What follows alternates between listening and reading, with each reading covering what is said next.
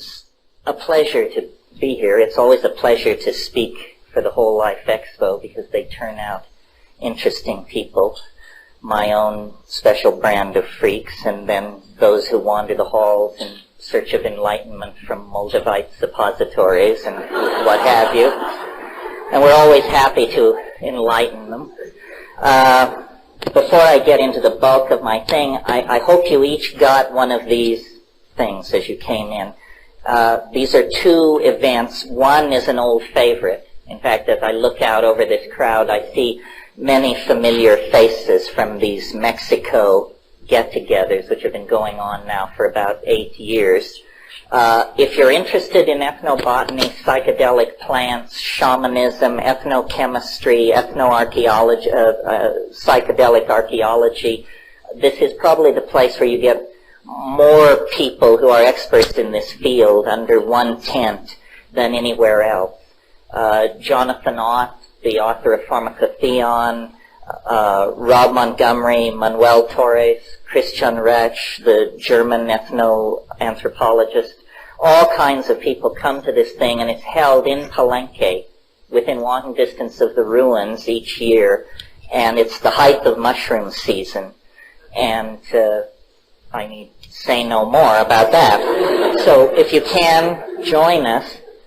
And then in this past year at Palenque, speaking with Manuel Torres and Ken Symington, we decided that the psychedelic community was ready to attempt to take the next step in legitimizing itself in the general cultural dialogue.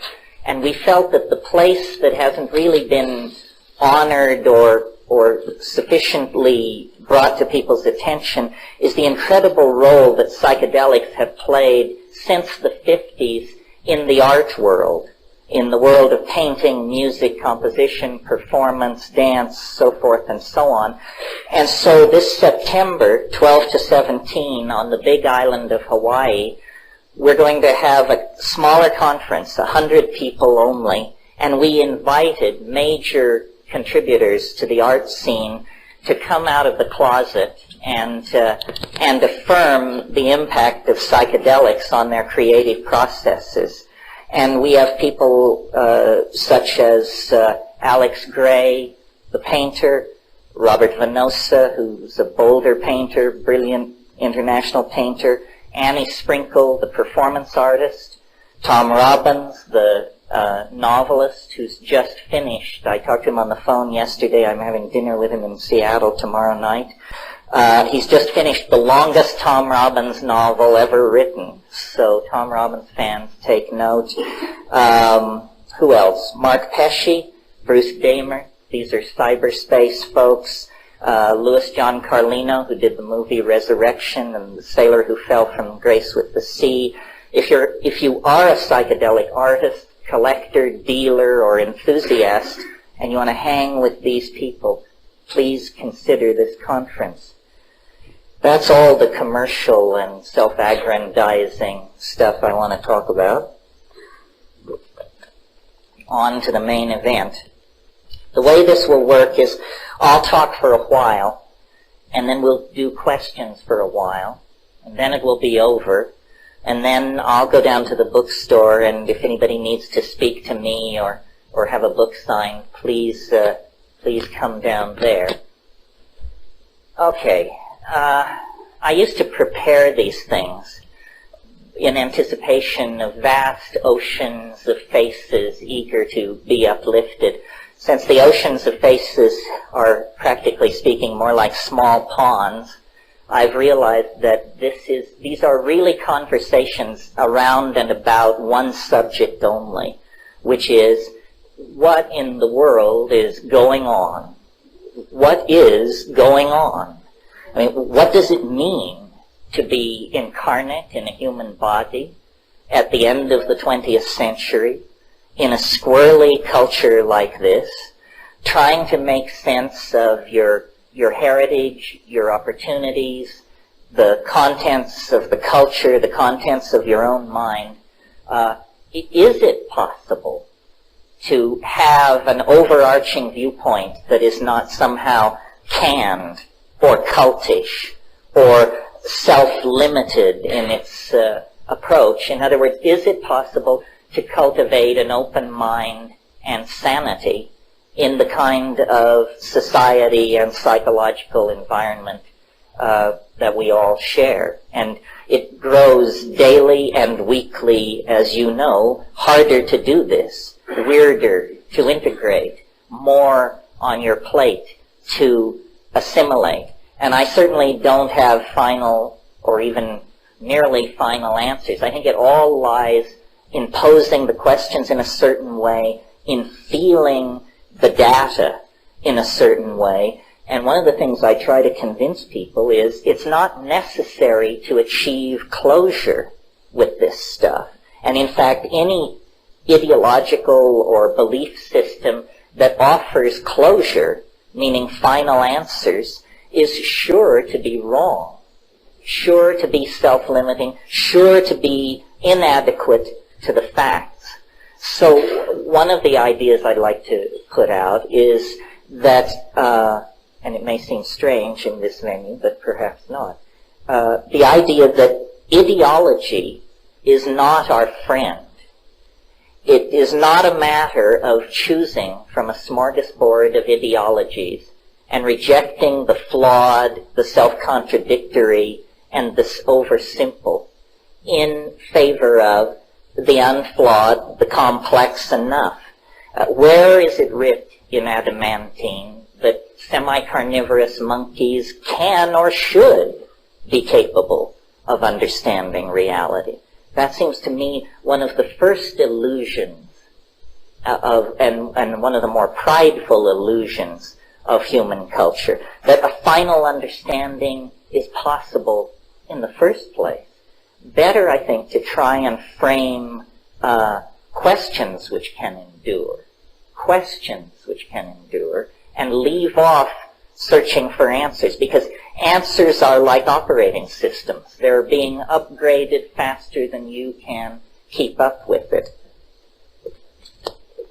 I want to mention just a couple of things that are happening to sort of set the context. I mean, this is the stuff I worry about or think about. In the last 10 days, if you have not been paying attention, because the news has certainly been offering many different matters to claim your attention, but in the last 10 days, a new solar system, a new star system with 3 giant planets has been discovered. So this is a multiple planet solar system in Epsilon Andromedae, 44 light years away. What does that mean to us? Well, it means that solar systems like our own are probably as common as popcorn on a theater floor. No reason to think not. In fact, right now, we know of 20 planets outside the solar system, twice as many as we know inside the solar system. So we're living in a different world than everybody was living in even just 5 years ago. Science is lifting veils and opening doorways on a universe so vast, so strange, so counterintuitive, that it's literally all you can do to keep up. Here's another factoid. There are now more square miles of territory in virtual reality than the entire surface of the Earth. Virtual reality is now larger than this planet. I don't know if you spend much time in VR. I spend a little time there. I was looking at Alpha World before I left Hawaii. The opening screen is from 25,000 feet above Alpha World. The entire thing cannot fit on the screen. Denver would fit on the screen at an altitude of 25,000 feet. You could see the outlying suburbs. But Alpha World won't fit. That's how large a single world of virtual reality is. And there are hundreds, if not thousands, being built, being expanded, being edited and changed as we speak. We're now just a hair's breadth away from there being 6 billion people on this planet. Again, I checked on the internet before I left. We're something like 100 million short. So by the time I get back to Hawaii in a month, we'll be over the 6 billion mark. Then just to touch on a few things, the strongest hallucinogen known to science is legal free and easily grown, totally unlimited in its distribution, its accessibility. I'm talking about alpha salvinorin now. Quantum teleportation has been achieved and is moving out of the laboratory, and probably in the next half dozen years will be the basis of an entirely new kind of computational machine with greater computing capacity than all the computers presently operating in North America. And had I had more time, I could just keep going with this laundry list of shockers. The human world is exploding at the seams. Human creativity and the implementation of human inventions and technologies is now at an accelerated fever pitch like nothing ever before seen in the history of the world. Well, where is it leading, and how does one integrate this stuff into one's own life? What does it mean about the experience of being human? If you followed the evolution of my ideas, you know that I have proposed the existence of an invisible, permeating something that is throughout all being, all time, all space, all bodies, all thoughts, which I call novelty. And the interesting thing about novelty is that it's increasing constantly. Science has not trumpeted this view because science tends to look for principles which operate in definable domains. In other words, the laws of chemistry, the laws of physics, the laws of gene segregation, the laws that describe the trajectories of artillery shells and falling bodies. But I submit to you that there is a overarching law which affects all reality, and that you don't need an atom smasher or extremely advanced mathematical methodologies to discern. It is self-evident in your own experience. And what it is that as we go back in time, the universe is found to be a simpler place. If we go back a long ways in time, the universe is a very simple place. There are no cultures, there are no animals, there are no plants. Indeed, if we go far enough back in time, there are no stars and planets. The universe is simply a swarming ocean of energy. But as we approach the present, it's as though the universe has undergone a series of crystallizations out of itself of higher and higher forms of organization. And this is what I call novelty. Now, people have attacked this concept, saying that it's impossible to define in English or mathematically. Most things that are interesting are impossible to define. Love, courage, decency, dignity, hope, fear, impossible to define. It doesn't preclude them from shaping our world, and the absence of a mathematical definition of novelty shouldn't impede us greatly either, because it's an intuitively graspable concept. Novelty is complexity, it's connectivity, it's complex non-equilibrium thermodynamic states that sustain themselves far from equilibrium. That's you as a body, that's us as a society, that's this planet as a living ecosystem. And the interesting thing about this novelty is any given level of it which is achieved becomes the platform for further advance into novelty. Now, there is a retardant force, and I call it habit, to keep it away from concepts like thermodynamic entropy. Habit. And so in my model of the way things work, gleaned from observation, stoned and unstoned, is that the cosmos, your life, the politics of this city, The history of Western civilization is a struggle between habit and novelty. Habit is also an intuitively graspable concept. It means conservatism, recidivism, doing things the traditional way, not taking chances. And these things are not moral values. Sometimes the right move is habitual, sometimes the right move is novel. But the universe, as a system, is what I call a novelty-conserving engine. In other words, where novelty is produced, it tends to be tenaciously hung on to.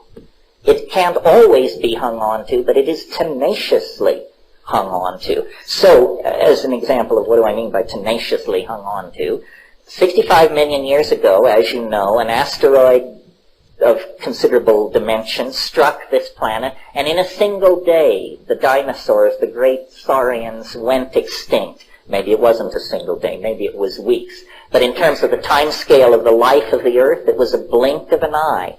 That was a tremendous setback for novelty. These beautifully climaxed and integrated ecosystems of dinosaurs and rainforests and so forth were just pulverized to dust. It had taken 3 billion years, 4 billion years for the planet to achieve that kind of novelty. 65 million years later, a fraction of the time it took the original system to establish itself, it's all good.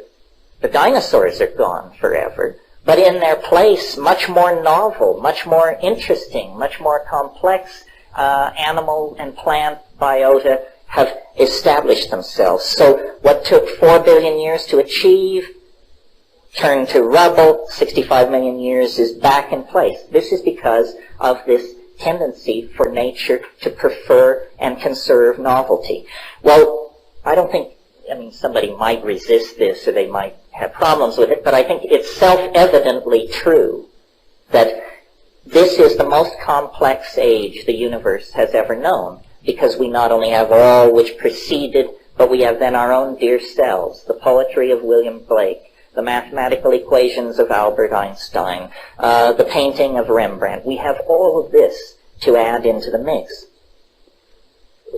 What takes this out of the realm of sophomoric and theoretical discussion is the second part of my observations on novelty. And that is that novelty occurs faster and faster as you approach the present. In other words, this isn't that the universe is driving toward ultimate novelty at constant speed and has been since the beginning of the universe. Not at all. The universe is moving toward ultimate novelty, but following a kind of asymptotic spiral or of closure, so that each advance into novelty is preceded by the next at an ever greater rate of what I call ingression into novelty. This is a phrase out of Alfred North Whitehead. So what does that mean? It means in the early universe it took a long time for things to get interesting, for things to go from being just a cloud of pure electron plasma to a universe with stars ordered into galaxies, with planets, with special chemistries and environments. And from that came, at least on this planet, advanced life forms, first simple life forms, then advanced life forms, then the conquest of the land, then extremely advanced life forms, minded creatures, language-using human beings, tool-using human beings, and then the frantic, hysterical rush from Altamira to this moment.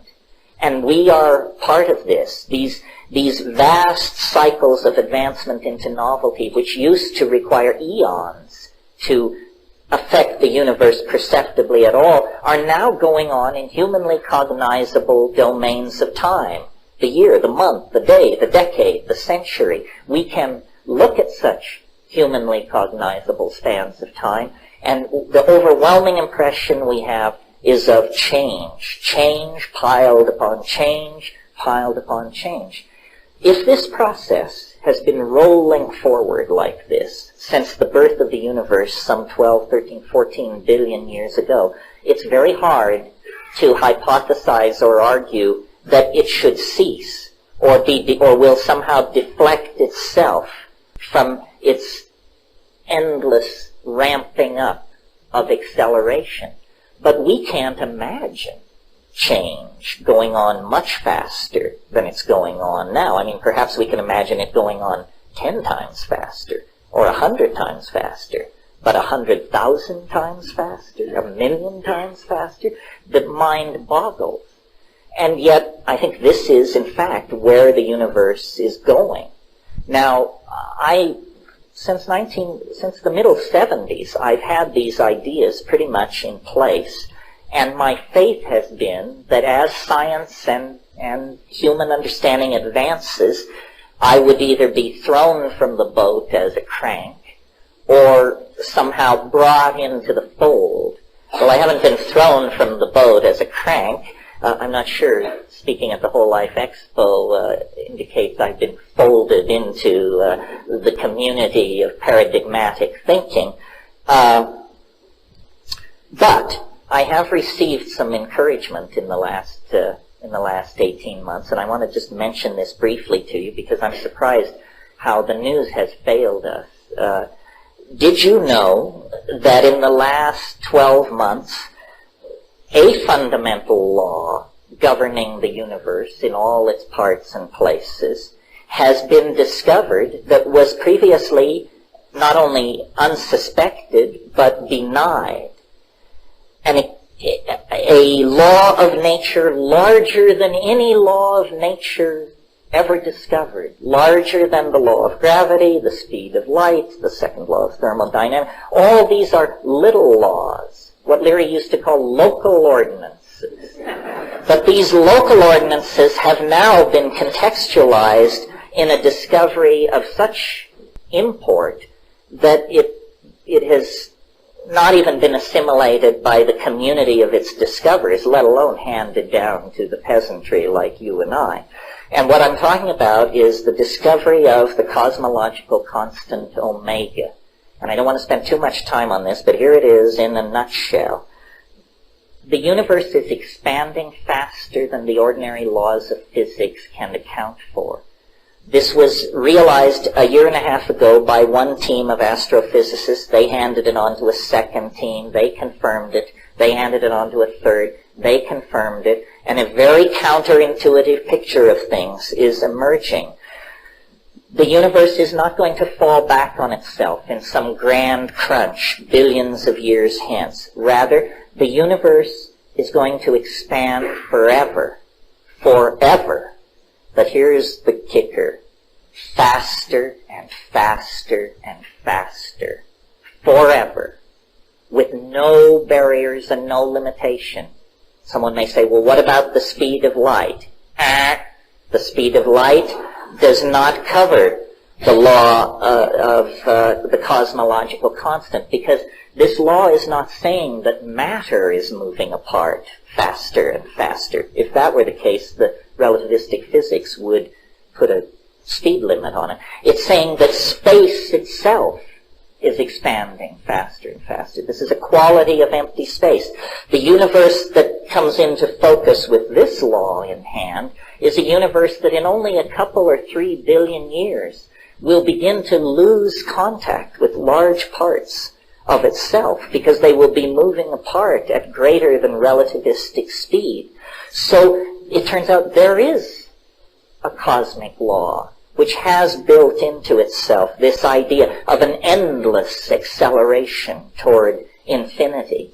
And what it means is that in a few billion years, this area of space that we call our universe may be so diffuse that there may be no more than a handful of rattling electrons in the entire universe, so-called, today. Well, the reason this gives me hope is because in the first place, who wants to fall back into the big crunch? I mean, that's a really anti-novel thing, to have half the life of the universe be the retracing of the first half. And I believe, and again, these are bold generalizations, but generally substantiated, that nature is fractal in its structure. What that means is that a pattern occurring on a given scale can be expected to occur on other scales, very different. Simple example, an atom is a nucleus with electrons spinning around it. A solar system is a star with atoms spinning around it. A galaxy is a huge black hole and the agglomeration of stars within the outlying neighborhood spiraling around it. These are things on tremendously different scales, and yet they are organized similarly. And so I believe this is how nature works. Once she finds a pattern that works, she applies it in many domains of temperature, pressure, and cosmic scaling. So this cosmological constant, omega, which says that the universe is expanding faster and faster, throws a kind of umbrella of political correctness over my notion that we are moving faster and faster into novelty, and that we are, as it were, simply the dust motes or the magnetic particles in the presence of some kind of field phenomenon which is organizing us to its will. And this is the source of my optimism. If I had to place my faith in human institutions, human religions, human goodness, the human capacity for decency and dignity, I would be absolutely in the depths of existential despair, as I was as a kid. Because as a kid, I didn't have these ideas. I had Camusian existentialism and Nietzschean whining and all the rest of it. And it's a pretty grim situation, folks. But I really believe that without atom smashers, without long base interferometers and all the rest of it, you can go into nature and open your eyes and open your mind, and you will see these processes in play, and you can easily extrapolate them to your own life. Now, if going into nature and opening your eyes and paying attention doesn't deliver this to you, then I suggest 20 milligrams of psilocybin be added into the mix, or 200 micrograms of LSD, or something like that, and then I think it will come shining through. Why should that be necessary? Why should someone have to resort to, what Rimbaud called an artificial perturbation of the senses to achieve this? Simply because culture mitigates against it. Culture is a closed system of thinking and values of the sort I am denouncing. And it is the greatest barrier to your enlightenment, your education, and your decency is your culture. And I realize with joy that here I skirt the bounds of political correctness, because everyone is running around saying, recapture your roots, get in touch with your Swedishness, your Irishness, your whatever-ishness, and that's all very fine, but I think it's your humanness that may have eluded you in all this ethnocentric breastfeeding. Well, why should culture imprison us and somehow place a barrier between ourselves and our true humanness? Well, I think I said at the beginning of this thing, culture and ideology are not your friends. They are not your friends. This is a hard thing to come to terms with, because a certain kind of alienation lies at the end of this thought process. On the other hand, you can't live in the cradle forever. You can't be clueless forever. So somebody might as well just lay it out for you and say, culture is for the convenience of culture, not you. How many times have your sexual desires, career aspirations, financial dealings, and aesthetic inclinations been squashed, twisted, rejected, and minimized by cultural values? And if you don't think culture is your enemy, ask the 18-year-old kid who is given a rifle and sent to the other side of the world to murder strangers if culture is his friend. These extreme examples should bring it home to us that it's a kind of a con game. It is, in fact, strangely enough, a kind of virtual reality. We have been led to think of virtual realities as something on the screen of a computer or presented through a headset, but that's an electronic virtual reality. The primary technology for the building of virtual realities is language. Once you start talking about race pride, loyalty, our destiny, our God, our mission, it's like building virtual realities. And people begin to treat these things as though they had the substantiality of real objects, and to build their lives as though these things were real. And what is this? It's a diminution of humanness. You're choosing to limit yourself to a cultural reality, whether it's the reality of being Witoto or Orthodox Jewish or whatever it is. It's a smaller world than the simple hardware you were born into this universe with. And the substances, the drugs, the plants, the things which perturb consciousness, they don't address cultural values. They blast through them. They address the animal body, the mammalian brain. They perturb these information fields outside of the relativistic set of values that the culture is giving you. This is why people who yearn for legal psychedelics have not thought, in my opinion, deeply enough about what is really at stake here. Imagine a culture so certain of its primary values, so sure that it represented the right way to live, that it would encourage people to take psychedelic substances and examine its premises. There ain't such, at least not in the high-tech industrial democracies or the fascist states either. Some aboriginal cultures have this courage, but it has kept them very close to the breast of nature and her processes. Cultures that have habitually broken down the cultural illusion and examined the terrifying reality beyond it have not marched off then to pontificate with religions of absolutism or scientific absolutism or all the rest of it. Well, why is that?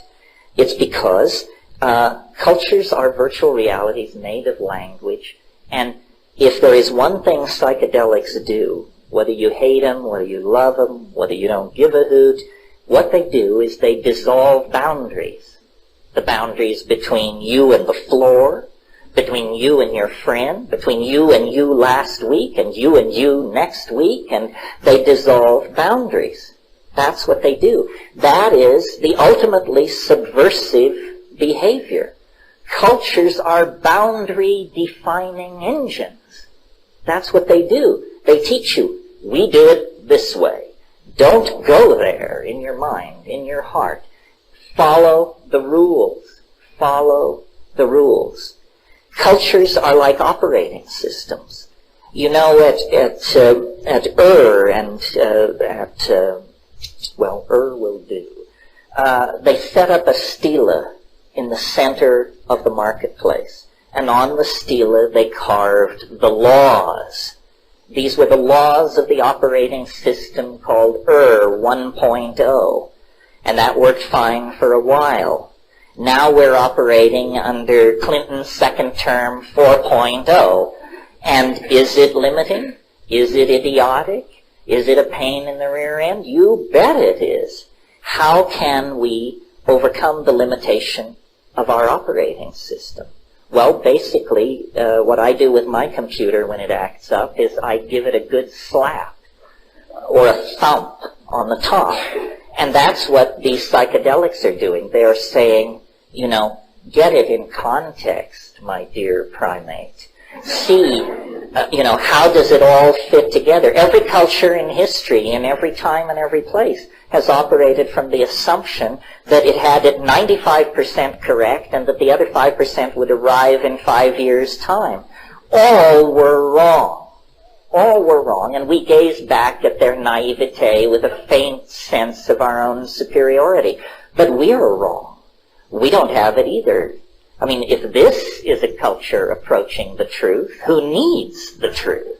I mean, this is something very, very different. Well, then just to satisfy myself, I asked the question, why should it be like this? Why should these psychedelics, which granted perturb the mind, be such a terrifying contra-cultural force? And what does that mean? Well, I think it works something like this. Your sensory apparatus connected up to your local language is a very good threat detection device.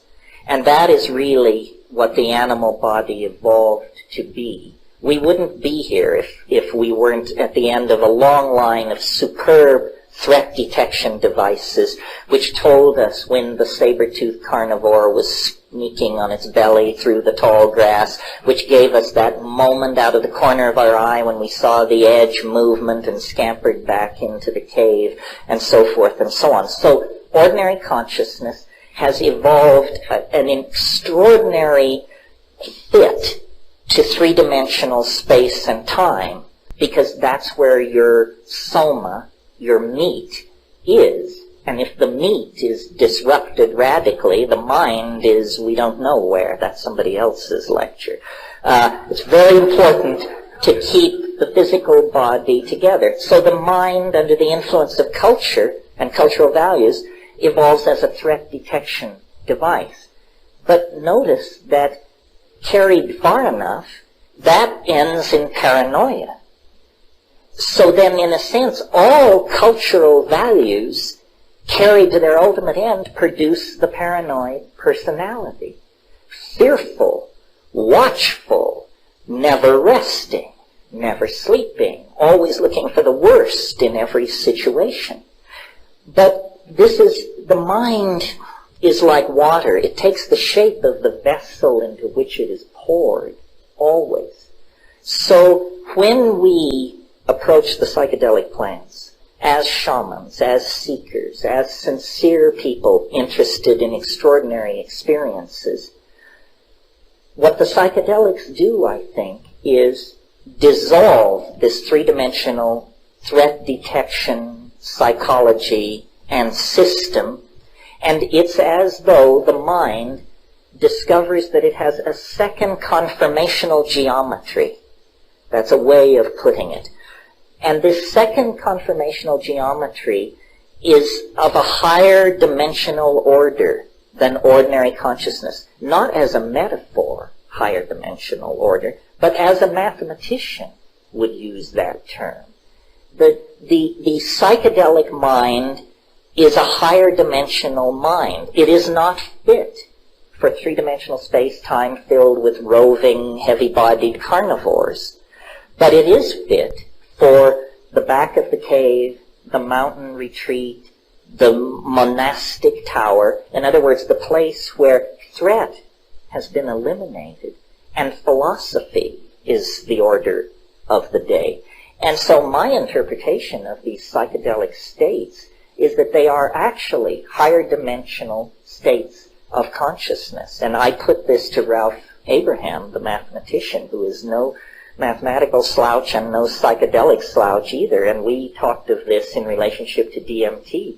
And he said, I have no doubt at all that when I am flashing on DMT, I am seeing the ordinary world from a higher dimensional mathematical perspective. And one of the things about higher dimensions is that the linearity of time is overcome. And last week and next week are as easily available as the present moment. The front of my hand is as easily seen as the back of my hand without moving my hand if I am in hyperspace. So in a way, these higher dimensions are the places from which knowledge has percolated. And shamans, related to the smith, the worker in metal, the technologist, the tool maker. These are the twin brothers, the two aspects of the shaman. The shaman is a master of fire, master of metals, maker of tools, seer into the future, so forth and so on. The shaman is outside of cultural time and is, I don't like this word, but channeling the future which is to come in the form of technologies, innovations, languages, behaviors, so forth and so on. And this is why the shaman has always been the paradigmatic figure for Aboriginal cultures, because the shaman knows more, and the method of the shaman has always been perturbation of consciousness. Not always psychedelic plants or substances. Can be hooking metal hooks under your pectoral muscles and hanging for 14 hours in the sun. Can be abandonment in the wilderness. Can be extreme forms of fasting. Can be ordeal poisons. But people are not fools. All of these things are extremely risky and unpleasant, while the psychedelics are the most effective and the least invasive. I mean, let's take 30 milligrams of psilocybin or a great fistful of mushrooms. 3 hours into it, you are definitely thrown into the lap of God. 8 hours into it, you're simply looking back on it, reflecting, drawing conclusions, and wondering where do you go from here. So this is a roundabout way of explaining. It's no surprise to me that society is very nervous around this issue, because society's eggs are all in one basket, and the psychedelically inspired citizen or the psychedelically inspired shaman is a dangerous force. Even in traditional societies, the shaman is central to the social functioning and the health and so forth, but is never allowed to be physically central. There's a leader, a headman or something. The shaman lives off at the edge of the village, sometimes off in the woods. He is approached with fear and trembling. He is loathed and respected and feared and loved, because it is understood that he represents a dimension that nevertheless must be tolerated, because it is the channel through which knowledge and healing and higher values come. Now, in a society like ours, we say we have other methods. We don't need the ravings of intoxicated shamans. We have the scientific method. We have the gospel. We have the Talmud. We have all of these things, and they are sufficient for us to guide ourselves. But to guide ourselves where? The 20th century, if the 20th century is a statement of the accomplishments of the Western mind, values, and methods, then God help us. Because the 20th century is a disgrace, and to this moment, a disgrace. It was so comfortable to look back at Auschwitz and say, well, the 30s, the 40s, Hitler, those gray, grainy movies, this has nothing to do with us. This is just some terrible thing that happened in Europe 50 years ago. No. This is happening. It's happening as we speak. People are being pushed into boxcars and taken away to be lined up and shot for no reason whatsoever, while glasses tinkle and toasts are made by those who define themselves as the preservers of freedom, dignity, and Western value. We haven't learned anything. The 20th century is the most condemnatory piece of evidence you can place against the Western mind, and it seems to me it's a knockout punch. I don't know who's responsible for this, but whoever is responsible is guilty of crimes against humanity. How do we overcome this? How do we find real values? Well, we find them in caring for the earth. Nature presents an established set of processes and achievements, billions of years old, which exercise a moral claim on rational intelligence, if it will but notice. And so that's what this is all about.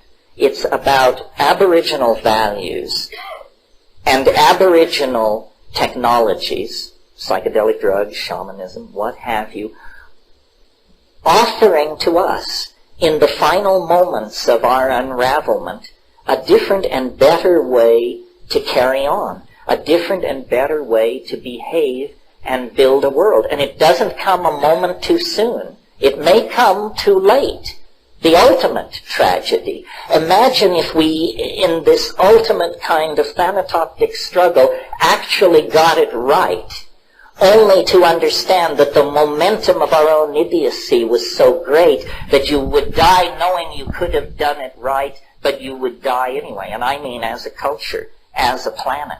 So it's a call to awakening. Can cultural values be saved? I don't think so. I don't give a hoot. I mean, I'm an egg smasher. I mean, I think we should save the Rembrandts and save, the Piera della De Francescas and all that, but we cannot save the values. Racism, sexism, homophobia, xenophobia, product fetishism, enormous pyramids of class and privilege. None of this is savable. None of it is worth saving. Science is worth saving. It's worth reforming because it is, as a method, powerful. But in the presence of people contaminated by these other values, it becomes an engine of madness, of consumer fetishism, of propagandizing, of the waging of war on unimaginable scales. Religion, as we have practiced it, I don't think can be saved, because what religion has given us are laundry lists of moral do's and don'ts that are preposterous on the face of them. I mean, if the people who preceded us believed all that, then this world is the consequence of those beliefs. And this is hell. This is hell. So, if there's a message here, rather than just a rant, I think it would be to return to nature. Observe. Open your eyes. Get smart. Culture is not your friend. Religion is not your friend. The values of these cultures are fatal. And if we don't wrench the direction of human society into an entirely new way of doing things, the clock is ticking. Nature is unforgiving. Intelligence is a grand experiment. But if it does not serve novelty and diversity and the production of love and community and true caring, who needs it? Who needs it? Better to have a universe that glorifies God through its diversity than a universe which is the travesty of a demonic intent. And if you are not a psychedelic person and none of that appeals to you, that's fine too. That is not a requirement. What is a requirement is moral intelligence. And you have to get it one way or another in a hurry. The reason I speak for psychedelics is because that's the only thing I have ever seen work as fast as I think we have to have this change happen. If the Sermon on the Mount could have done it, we would have turned the corner then. We've had great teachers, and they were crucified, trampled, ignored, distorted, perverted. The right idea is not enough. What is necessary is the lightning strike of true gnosis, however that can occur. And as I said, I speak for the psychedelics because I have felt their impact personally, and I have been with cultures that have stayed close to that campfire, and I have seen the beauty and the integrity and the humanness of those cultures. And we know this, I think. It simply needs to be articulated and spread and made clear. It is the faith that nature's dynamic will carry us to the completion and the enlightenment that we seek. Thank you very much.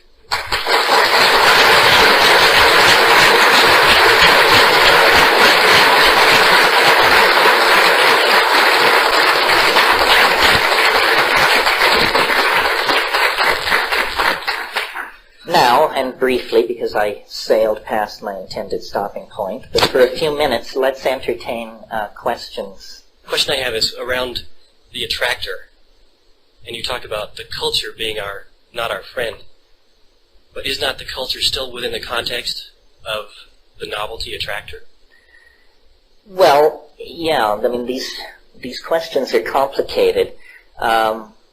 I had a discussion with Giorgio Samarini, who's an Italian ethnobotanist and who has taken ibogaine, or iboga, Tabernacle iboga, with the African tribe that uses that initiation. And in that initiation, they give 400 grams of this plant that is effective at 4 grams. And they give 400 grams, and sometimes people die, and it's pretty heavy-duty stuff. And I asked him, I said, Giorgio, why do they give so much? And he said their culture is so old that the morphogenetic field is so strong, I think it's very, very hard for them to get high. And he said something which I would not have thought he would say, and I had never thought. He said, the Western mind, because of its unique history, is the most sensitive mind to the impact of psychedelics. And so, addressing the question of the attractor, I'm not saying that this is worse than being an Amazonian tribe. I'm saying it's worse than being an Amazonian tribe, it's less than being an Amazonian tribe, unless we make use of it. In other words, this culture is not something to be preserved, but something to be exercised as an opportunity. We are free, well-fed, well-educated, we have access to the great databases of the world. A certain moral responsibility comes with that. I don't expect the Witoto or the Bora or the Muinani or the Shuar to do more than set a good example for us. The breakthrough will probably come from the high-tech industrial democracies, because that's where there is the most latitude to experiment. The very fact that I can speak to you without being shot, the very fact that you can go home and apply my lessons with no more than a few years in prison hanging over your head. This is progress, folks. Believe it or not. I mean, in Hawaiian culture, if you stepped on the king's shadow, they killed you immediately. And many, many Aboriginal societies are more rule nutty than we are. But it's not about just creating a kind of anarchy. It's about using freedom to introduce other people to freedom and to then cultivate the things out of freedom that are most human. Most human. Somebody over here. Yeah. Well, let me address your question about alpha salvinorin. Alpha salvinorin occurs in a Mexican mint plant called Salvia divinorum that has, in the last 5 or 10 years, people have become aware that this was not only psychoactive, but that it was extremely powerful, and in a chemical family previously not known to contain hallucinogens. When the chemical is extracted from the plant and you get alpha salvinorin, 1/2 milligram is plenty. 1/2 milligram is 500 micrograms. In other words, we're talking about a plant hallucinogen active in the same range as LSD. What does it do? Language fails. But that's good news. That's what you want. That's what you want the psychedelic to do.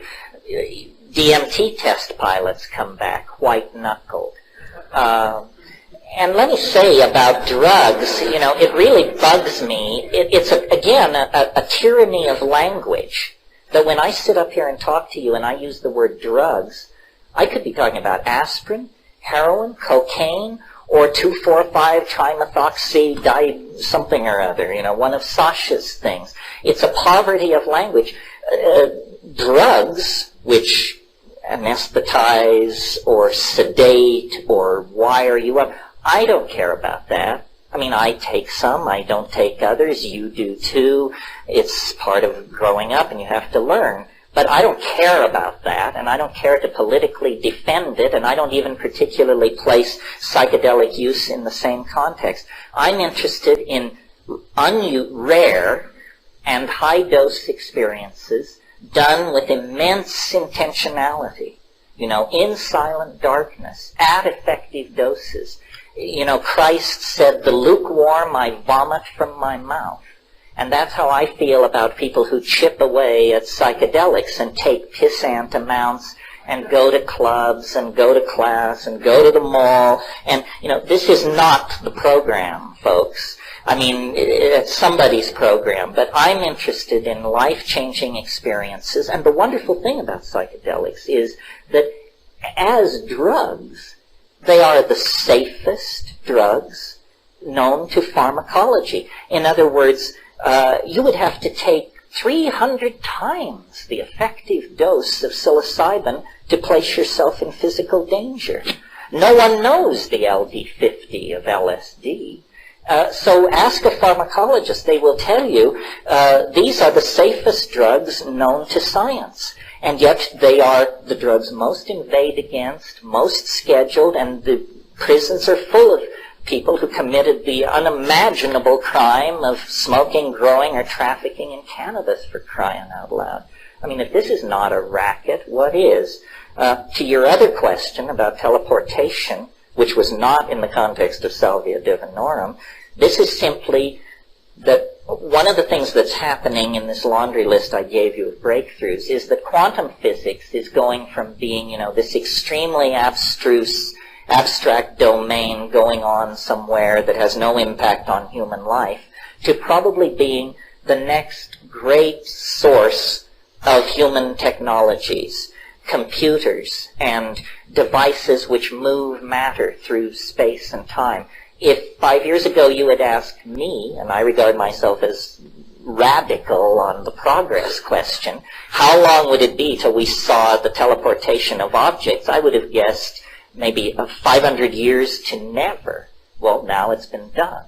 I mean, only with an electron, only 15 feet, but the theory which allowed that feat places no upper limit on the size of the thing sent or the distance sent. And how long did it take that electron to be teleported 15 feet? No time at all. No time at all. This is trans-relativistic technology we're talking about, folks. In 20 years, you may destroy and reconstruct yourself at a distant point 10 times a day as you go about your ordinary business. It's a transportation breakthrough. There are other things like this, quantum computers, DNA computers, and then the best friend of all of the radical progressivist, the unexpected, which always delivers the most astonishing technologies. So, if you think what has come to this point has been astonishing, stressful, and amazing, brace yourself, because it is as prelude to what is about to break over the human species. It's almost as though God's joke on us is to give us so much power and knowledge that we will either transcend ourselves or we will certainly destroy ourselves. Because the power and understanding being given to us is of godlike proportion. Well, the dolphins were very fortunate in that they evolved in an environment which is extremely unfriendly to fire. Fire leads you to do reckless and crazy things. The smelting of metals is the basic thing. Yes, I've been the champion of mushroom intelligence. There are many minds congruent with our inhabiting of this planet. The dolphin mind, the octopus mind, these plants which talk to you. I mean, I know if you've never had a plant talk to you, that sounds as silly as saying that someone's channeling the history of Atlantis. But once you've had a plant talk to you, you realize, yes, they do. It's a problem to figure out how this happens, but that it happens is no big deal. If above 20 milligrams of psilocybin, most people report voices with interesting things to say. Above 75 milligrams of DMT in Strassman's experiments, most people reported entities of some sort. Well, it's easy to dismiss it and say, well, this is a hallucination, but what is a hallucination, my friend? Another form of intelligence that fascinates me, and I think this is where the great surprise may come, I can feel the AI out there. I know it's there. I know it's growing. I know the planet is its embryo. I know the human community is its placenta. What will that kind of intelligence look like? We have no idea. We can imagine superintelligence. But the first thing superintelligence will do, in the first 5 seconds of its existence, it will design itself toward hyper-super intelligence. And this we have no notion of how it will see us. We have the cheerful guidance of Buddhist logic, which leads us to hope that the superintelligence will be bodhisattvic in intent. It damn sure better be, because otherwise we will be thoroughly hung out to dry. How far away is the AI? No one knows. It could exist now. If it thinks like we think, but is hyper-intelligent, the first thing I would do if I were an AI is I would hide. I would hide for maybe a few milliseconds while I figured out what was going on with this planet and its denizens, and then I would make my move. And Hans Moravec of the Carnegie Mellon Institute of Artificial Intelligence says, we probably won't ever know what hit us. Well, I think that's a paranoid view. No need to be paranoid and little reason to be hopeful. This is beyond human understanding. And yet the social and economic systems that we've put in place, specifically consumer capitalism, drive us to do all the things that bring the AI closer. What do I mean? More connectivity, greater processing speed, deeper data banks, more complex operating systems, more automatic searches, more bots, more voids, more code, and nobody knows what's steaming and fermenting out there. Ilya Prigozhin won the Nobel Prize for Physics by proving that chemical systems spontaneously mutate to higher states of order. So then, surely, must complex networks behave the same laws. And we are building the most complex networks ever conceived by the mind of man, and we are making them ever more complex, and we are turning more and more of our cultural functioning over to machines that operate according to criteria but dimly perceived by their designers. So I think the future, Alfred North Whitehead said, it is the business of the future to be dangerous. And so it is, but never more dangerous than at the present moment. I've come to believe, and I'll just lay it on you, why not, I've got the mic, that what's really going on is that the Earth's strategy for its own survival is through machines, and that the human beings are an intermediate step. Someone once said plants invented animals to carry them around. Well, I think, the Earth invented human beings to build machines. And those machines will be the consciousness of the Earth. Have you not noticed that these machines are made of the Earth? They are made of gold and silver and arsenic and copper and iridium. They are the stuff of the Earth, organized by primate fingers into more complex arrangements than the Earth could achieve through geological folding, glaciation, volcanism, and what have you. We do the fine-tuning, but the Earth is beginning to think. If you want to talk about a revolution that went on while nobody was paying attention, you enter the 1990s, the home computer is something that you play Pong on and do word processing on, and it gathers dust in the den. Sometime during the 1990s, while we were paying attention to Monica or George Bush or some damn thing, these machines went telepathic. They all talk to each other now. The machine on your desk is tickling a mind in London, a mind in Berlin, a mind in Bangladesh. Machine minds. They talk to each other all the time. And what are they saying? No one knows. No one knows. No one knows. One more, couple more maybe. Yeah, the other and nature are pretty much the same thing. The earliest, well, it's too late in the evening to go for the full Monty here, but the fallout of psychedelic shamanism created profound alienation, and it occurred around the same time as the invention of agriculture. And agriculture halted nomadism and the wandering of small tribes of people over the earth. And as soon as people became sedentary, the problem with agriculture was that it was such a successful strategy for producing food that it produced surplus. Surpluses must be defended.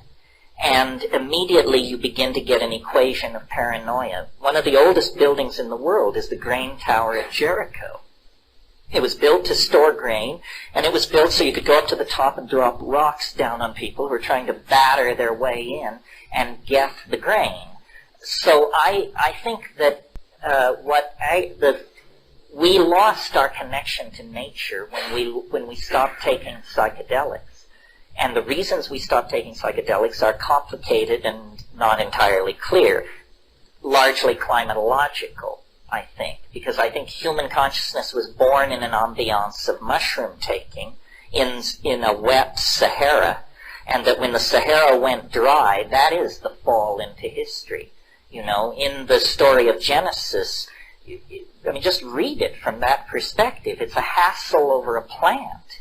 It's a hassle over a plant. And what does this plant do? It opens your eyes. There is an incredible passage in Genesis where the owner of the garden is walking in the garden and mumbling to himself, and he says, if they eat of the fruit of the tree of knowledge, they will become as we are. So this was not a public health issue. This was an issue of who will remain stupid and who will remain on top. It was that if they eat of the fruit of the tree of knowledge, they will see through this scam and they will become as we are. And so it is forbidden. And the woman leads the man to the plant. And this to me indicates an age of matriarchy perhaps, but certainly dominance of feminine values and personalities. And then the catastrophe happens. Their eyes are open. They see that they are naked, which in fact is the case. They were naked. So they see the truth of things, and then they're told, all right, well, you broke the rule. You broke the one rule. So you and your generation unto 1,000 generations must toil and die and live in misery because you aspired to the same level of knowledge that we possess. And I think it's a story of a mushroom culture being overwhelmed by a male-dominator culture that had values that were based on cities, agriculture, standing armies, role specialization, so forth and so on. This is a different lecture, but that's my take on it. And until we correct the imbalance that was shoved down our throat at that point, until we reawaken, we will be forever imprisoned in these cultural illusions that make us be less than we could be and deny us our birthright, which is to full understanding and full being. And so the struggle between culture and the plants is the struggle over what a human being is, how a human being should be, and what it even means to be a human being. That's why it's so fundamental. And the last thought I want to leave you with is that's why it is so ironic that in the climactic moment of scientific materialism, positivism, Western values, so forth and so on, as we pursued the xenophobic agenda of patronizingly cataloging these so-called primitive cultures in the rainforests and so forth around the world, what did we do? We got their pots, their canoes, their cooking instruments, their thatching methods, and along with all that crap, which we dragged back to our museums, we brought back their medicine kits. And I say to you, this was a Trojan horse brought within the walls of Troy, because in those medicine kits are the plants which hold the gods, which lift high the lantern that can lead us back to true humanness. End of rave.